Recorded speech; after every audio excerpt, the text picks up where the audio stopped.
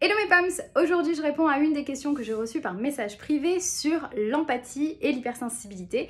Je vous lis la question. On est d'accord qu'une personne qui se fiche du ressenti des autres, ressenti par rapport au bruit, considération des besoins, émotion des autres, n'est pas hyper empathe ni hypersensible. J'ai été face à une personne comme ça qui se revendique hypersensible, mais j'avoue que ça me laisse perplexe quand je regarde mon fonctionnement et celui des hypersensibles de mon entourage. Quel est ton avis expérimenté sur ça? Et c'est une excellente question parce que j'ai vécu exactement la même chose. Quand j'ai découvert mon hypersensibilité, j'ai voulu rencontrer d'autres personnes comme moi et j'ai voulu faire des rencontres. Et je suis allée dans des apéros d'hypersensibles, etc. Et à l'un d'entre eux, il y a une des filles qui me dit « Je t'arrête tout de suite, moi je suis hypersensible mais je ne suis pas hyper empathe ». Et j'étais sidérée parce qu'en fait pour moi c'était indissociable. Finalement, ce qui était très intéressant, c'est que je suis allée creuser la question et il faut voir en fait une évolution de la terminologie de l'hypersensibilité. Je m'explique. L'hypersensibilité reste une science ou du coup une découverte scientifique et humaine assez récente dans le temps puisqu'on parle plutôt des années 90 et en fait l'évolution des critères de l'hypersensibilité ou des modes de détection ne cesse d'évoluer. Et il faut savoir qu'il y a quelques temps, il y avait encore dans les tests officiels ou dans certains livres qui décrivent les critères de l'hypersensibilité pour permettre aux gens de se découvrir, le critère de timidité, voire d'introversion.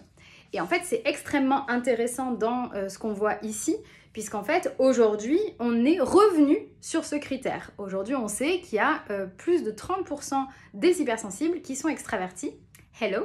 Et c'est très intéressant parce qu'en fait, effectivement, il y a toute une partie de la population qui, au départ, quand on a mis le terme hypersensibilité et qu'on a déroulé cette liste de critères et qu'on allait commencer à détecter l'hypersensibilité, il y a une partie des gens qui, en fait, n'ont pas été appelés hypersensibles de par ce critère-là.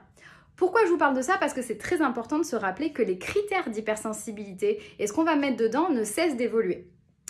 Il faut aussi se rappeler que c'est quelque chose qui marche autour de 3 vecteurs. Donc l'hypersensibilité aujourd'hui, là où on s'accorde tous, c'est de parler effectivement des 3 vecteurs de l'hypersensibilité, qui est l'aspect cognitif, l'aspect émotionnel et l'aspect sensoriel, physique.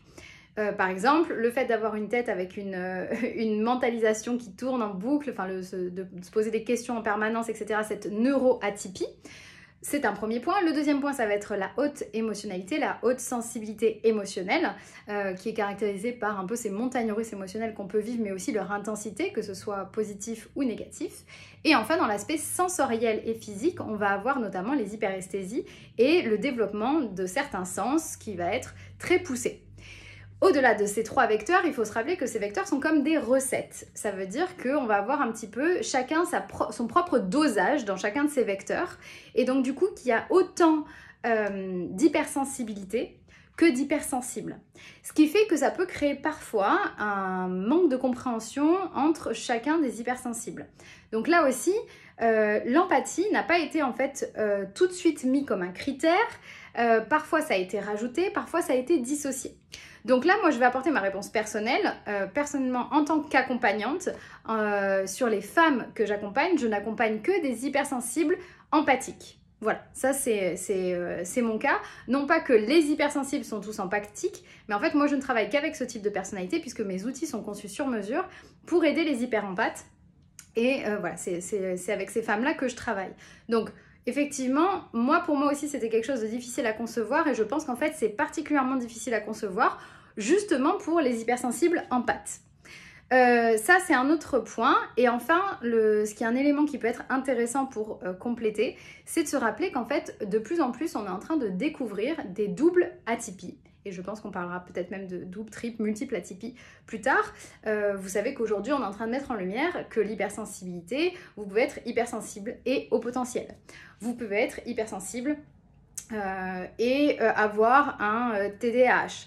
Vous pouvez avoir un TSA et avoir de l'hypersensibilité parce qu'en fait, le terme hypersensibilité aujourd'hui n'est pas encore dédié à une catégorie de personnes ou à une catégorie de comportement et de vécu qui serait décorrélée de toute autre atypie. Et ça rend effectivement ça compliqué puisque le terme hypersensible peut être interprété à la fois d'un point de vue neuroatypie, cognitif, etc. Mais on le retrouve aussi dans d'autres domaines, notamment si vous lisez les notices de médicaments, vous allez voir que le terme est aussi employé pour les médicaments. Si vous avez des hypersensibilités, si vous êtes hypersensible aux médicaments. Et en fait, finalement, ce terme, ce mot est aussi utilisé dans certains domaines. Tu peux être hypersensible que d'un point de vue sensoriel, tu peux être hypersensible que d'un point de vue émotif. Et c'est comme ça que, par exemple, on a aussi un discours un petit peu compliqué quand on va avoir des personnes qui vont nous dire « je suis hypersensible parce que je pleure tout le temps ». Et en fait, de plus en plus, on s'accorde à dire que c'est l'intégralité des vecteurs, même si chacun a son propre dosage, qui fait l'hypersensibilité et non pas que l'hyperémotivité. Donc là, on est dans le cliché, il y a des personnes qui peuvent être hyper émotives sans être hypersensibles parce qu'il n'y aura pas forcément d'hyperesthésie ou de neuroatypie. Voilà, j'essaye de résumer pour être un petit peu plus clair. C'est ce qui peut faire en fait qu'ici, tu ressens une sensation étrange vis-à-vis d'une personne qui va se proclamer hypersensible et où en fait ça ne fait pas écho avec ta définition de l'hypersensibilité.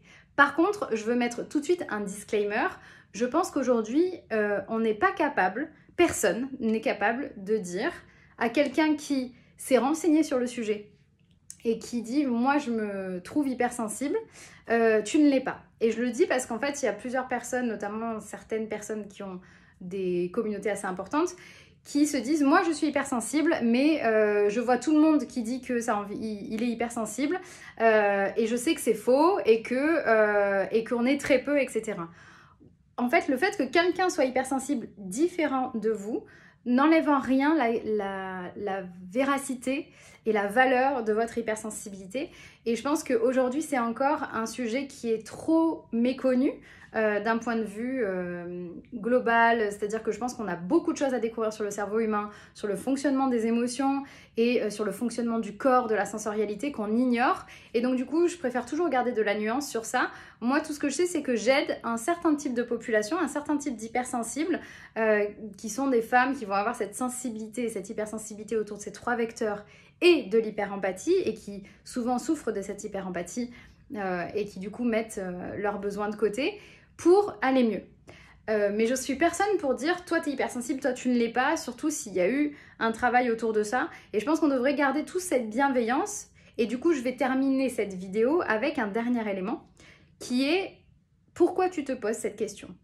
Finalement, peu importe que la personne soit hypersensible ou pas, et peu importe qu'elle soit empathe ou pas, ce qui compte, ça va être de juger les gens et vos relations pour ce qu'ils sont et ce qu'ils font. Je voudrais toujours vous rappeler que peu importe l'hypersensibilité, pour moi aujourd'hui, on s'en sert pour mieux se connaître, être plus heureux, être mieux outillé par rapport à notre fonctionnement et voilà, se sentir mieux dans notre vie, rayonner de bonheur. Moi, c'est de ça dont je me sers. Mais on ne s'entendra pas tous entre hypersensibles. Quelqu'un d'en face qui me dit « moi je suis une hypersensible et du coup on va hyper bien s'entendre », c'est faux. Moi je veux connaître ta sensibilité mais aussi ton système de valeurs, quelle est ta façon de communiquer, qu'est-ce que tu fais, est-ce que tu es fiable. Et il y a plein de choses qui sont des critères de vos relations. Et finalement dans cette question, je vois aussi l'importance de revenir à tes propres besoins. Et à se rappeler que finalement, peu importe que la personne soit hypersensible ou le soit pas, peu importe que la personne se proclame hypersensible et qu'elle le soit vraiment ou qu'elle ne le soit pas, ce qui va compter ici, c'est si tu es gêné par le manque d'empathie de cette personne, peu importe ce qu'elle se revendique, tu vas pouvoir lui expliquer que ça te gêne, poser tes limites, communiquer, imposer tes besoins en étant ferme à la fois dans la clarté de l'expression de tes besoins, mais aussi voilà, en disant ce qui te convient et ce qui ne te convient pas. Voilà, ne vous cachez pas derrière des étiquettes, ne vous laissez pas berner par des étiquettes. On se sert de ça positivement, mais pas pour juger les gens, finalement. Jugez-les sur ce qu'ils sont, sur ce qu'ils font et sur comment ils interagissent avec vous. Et ayez aussi cette force de finalement être capable d'aller au-delà de ça pour imposer vos besoins, pour ne pas avoir de suppositions en vous disant bah, il est hypersensible, du coup il va me comprendre et donc du coup de moins verbaliser, ça peut aussi poser problème. Et donc du coup d'avoir des relations qui vont être beaucoup plus harmonieuse, beaucoup plus apaisée, sans vous préoccuper de savoir si elle est effectivement hypersensible ou pas.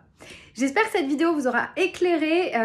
Je vous invite à garder de la bienveillance sur ce terme hypersensible et aussi à vous en détacher au maximum, de garder un maximum d'empathie pour les autres par rapport à ce qu'ils vivent, par rapport à ce qu'ils ressentent et aussi par rapport à vous, à vos ressentis, à prendre le temps de vous comprendre et comprendre votre hypersensibilité, votre hyper-empathie. Et si d'ailleurs vous avez aussi de la difficulté à ça, que ce soit dans vos interactions avec les autres, hypersensible ou pas, à comprendre vos émotions et à faire en sorte de vous sentir bien dans la communication avec les autres, sachez que c'est ma spécialité pour aider les femmes hypersensibles à prendre confiance en elles, à se sentir bien dans toutes leurs relations et à rayonner de bonheur. Donc si ça t'intéresse, c'est très simple, tu cliques sur le lien dans ma bio et tu vas voir toutes les informations de coaching et je pourrai aussi également répondre à toutes vos questions par message privé. Donc voilà, prenez soin de vous, n'oubliez pas que vous méritez le meilleur et ceci est non négociable et on se retrouve très bientôt pour de nouvelles vidéos. Bam kiss!